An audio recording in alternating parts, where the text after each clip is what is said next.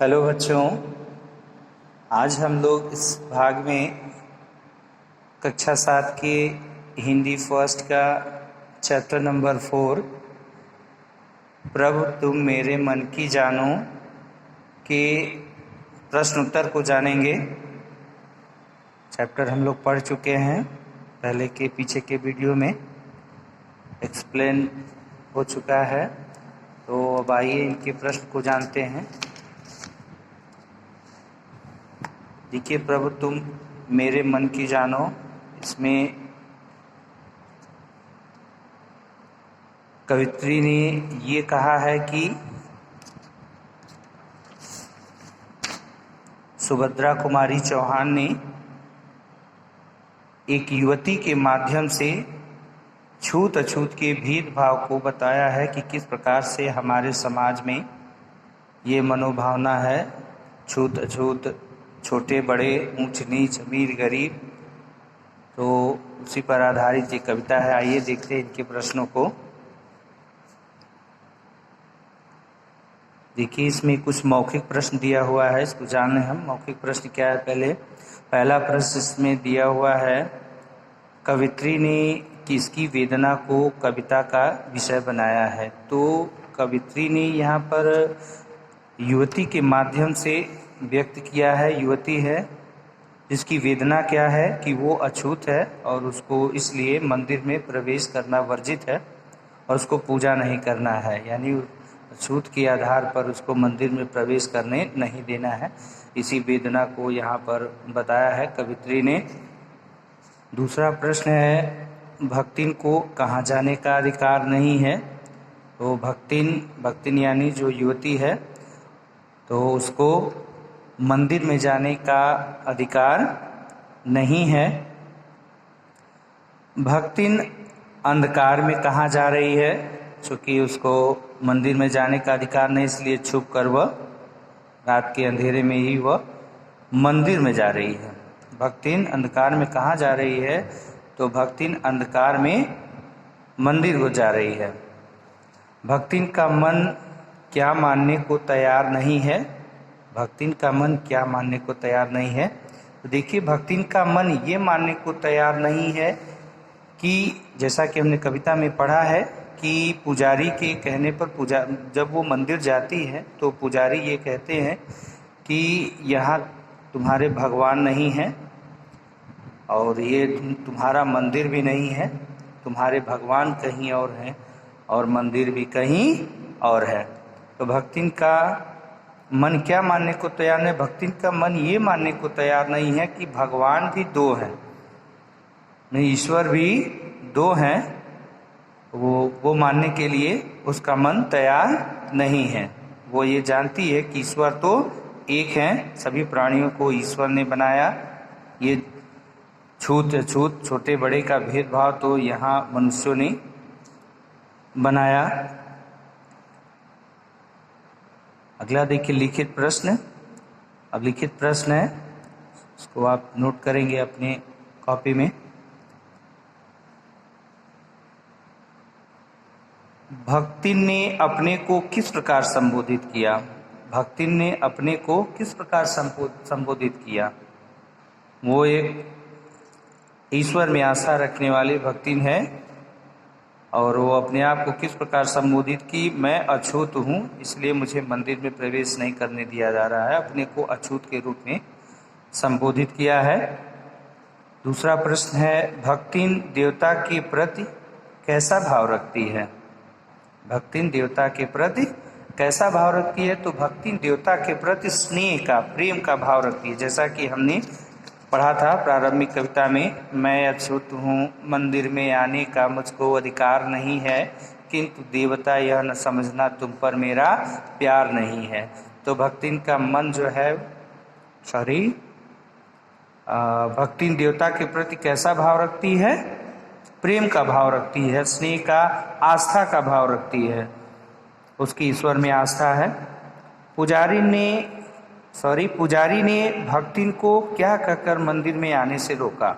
पुजारी ने भक्तिन को क्या कहकर, पुजारी ने ये कहा कि तुम अछूत हो और तुम्हारा यह मंदिर नहीं है और न ही तुम्हारे यहाँ भगवान है। तुम्हारा मंदिर कहीं और है और तुम्हारे भगवान भी कहीं और है। नेक्स्ट प्रश्न, भक्तिन का मन विद्रोह की ज्वाला में क्यों जल उठा? भक्तिन का मन विद्रोह की ज्वाला में क्यों जल उठा? विद्रोह, भक्तिन के मन में विद्रोह की ज्वाला इसलिए उठी क्योंकि जब उसने पुजारी की बात सुनी और पुजारी ने क्या कहा कि तुम अछूत हो, तुम्हारा यह मंदिर नहीं है, तुम्हारा मंदिर कहीं और है और तुम्हारा भगवान भी कहीं और है। ये बात सुन करके भक्तिन के मन में विद्रोह की ज्वाला जल उठी। भक्तिन मंदिर के द्वार तक क्या जुटा कर लाती है? देखिए, भक्तिन मंदिर के द्वार तक की पूजा की थाली लाती है और पूजा की थाली में वह फूल जुटा कर लाती है, फूल रख कर लाती है। लघुत्तरीय प्रश्न आपके समाप्त हो गए। दीर्घ उत्तरीय प्रश्न है, कविता में समाज को निर्मम क्यों कहा गया है? देखिए, निर्मम, जिसके अंदर कोई दया न हो वह निर्मम है। निर्मम क्यों कहा गया है? तो कविता में समाज को निर्मम इसलिए कहा गया है कि समाज में रह रहे लोग इतने कठोर हैं कि वह ईश्वर को भी दो बता दे रहे हैं, यानी ईश्वर को बांट दे रहे हैं कि ईश्वर अलग अलग है। तुम अछूत हो, तुम्हारा ईश्वर कोई और है, तुम्हारा भगवान कहीं और है। तो कविता में समाज को इसीलिए निर्मम कहा गया है कि समाज के लोगों ने छोटे बड़े, अमीर गरीब और यहाँ तक कि ईश्वर को भी दो बता दिया है। भक्तिन को मंदिर में पूजा करने से कौन रोक रहा है? भक्तिन को मंदिर में पूजा करने से ये पुजारी रोक रहा है। अगला प्रश्न है, इन पंक्तियों का आशय स्पष्ट कीजिए। तेरे चरणों में खो जाऊं, इतना व्याकुल मन लाई हूँ, यह कठोरता ईश्वर को भी जिसने टूक टूक कर डाला। यह कठोरता ईश्वर को भी जिसने टूक टूक कर डाला। तेरे चरणों में खो जाऊं, ये कौन कह रहा है? ये सेंटेंस है जो सुभद्रा कुमारी चौहान जो है उस युवती के माध्यम से कह रही हैं। कौन सी युवती? जो अछूत जात की है, उस युवती के माध्यम से ये कह रही हैं तेरे चरणों में खो जाऊं। वो युवती क्या कर रही है कि तेरे चरणों में खो जाऊं। किसके चरणों में? भगवान के, ईश्वर के चरणों में खो जाऊं, इतना व्याकुल मन लाई हूँ, यानी मेरा मन जो है इतना बेचैन है कि कब मैं तुम्हारे चरणों में खो जाऊं।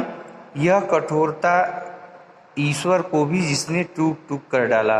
ये दूसरा है और पहले का हो गया, ये दूसरा। देखिए, यह कठोरता ईश्वर को भी जिसने टूक टूक कर डाला।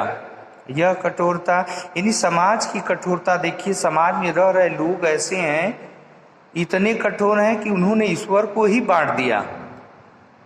ईश्वर को टूक टूक यानी ईश्वर को भी अलग अलग कर दिया, यानी छोटे बड़े, छूत अछूत सबके ईश्वर क्या है? अलग अलग है। यह समाज इतना निर्मम और कठोर है। आगे देखिए, बहुविकल्पीय प्रश्न है। बहुविकल्पीय प्रश्न में सही उत्तर चुनना है और सही के सामने टिक करना है इसको। पुजारिन क्या नहीं सह सकती? तो वो निर्मम समाज का बंधन जो है वो सहन नहीं कर सकती। किस भेद की बात कविता में कही गई है? छूत अछूत का भेद, भक्त भगवान का भेद, छूत अछूत का भेद। यह कविता किसने लिखी है? सुभद्रा कुमारी चौहान जी ने। भक्तिन की अभिलाषा क्या है? वो भक्तिन की अभिलाषा पूजा करने की अभिलाषा, मतलब इच्छा, उसकी इच्छा जो है वो पूजा करने की है।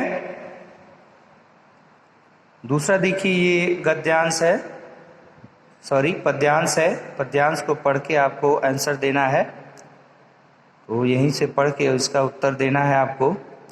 कह देता है किंतु पुजारी, यह तेरा भगवान नहीं है, दूर कहीं मंदिर अछूत का और दूर भगवान कहीं है।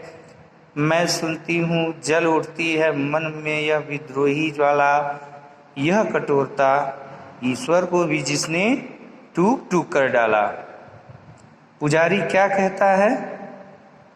पुजारी क्या कहता है? पुजारी ये कह देता है कि यह तेरा भगवान नहीं है, तुम्हारा मंदिर क्या है, कहीं दूर है, और तुम्हारे भगवान भी कहीं दूर हैं। किसके? अछूत के। भक्तिन के मन में क्या जल उठती है? तो भक्तिन के मन में विद्रोह की ज्वाला जल उठती है। किसने ईश्वर को टूक टूक कर डाला? इस समाज ने, समाज के लोगों ने, समाज में रह रहे लोगों ने जो है, समाज का बंधन है, उसने ईश्वर को टूक टूक कर डाला। उम्मीद है क्लियर हो गया होगा। अब आप लोग को कोई समस्या नहीं होगी।